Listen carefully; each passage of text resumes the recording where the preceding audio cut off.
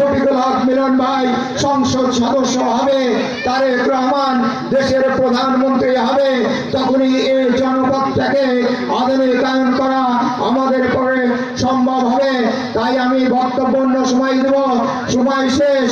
আসুন সকলে মিলে আমরা প্রতিজ্ঞাবদ্ধ হই, আগামী নির্বাচনে সবাই মিলেমিশে ধানের শীষে ভোট দেব। এই বলে সকলের কাছ থেকে বিদায় নিচ্ছি। খোদা হাফেজ। বাংলাদেশ জিন্দাবাদ, বাংলাদেশ জাতীয় জিন্দাবাদ, শহীদ প্রেসিডেন্ট জিয়া রহমান অমর হক, বেগম খালেদা জিয়া জিন্দাবাদ, তারুণ্যের অহংকার তারেক রহমান জিন্দাবাদ, আমাদের নেতা অ্যাডভোকেট শফিকুল হক মিলন ভাই জিন্দাবাদ। আল্লাহ হাফেজ। ধন্যবাদ রাজ্জাক ভাইকে। আমাদের মাঝে উপস্থিত আছেন রাজপ্রার্থনা মৎস্যজীবী বিদ্যালয়ের সংগ্রামী সাধারণ সম্পাদক শরীফুল ইসলাম।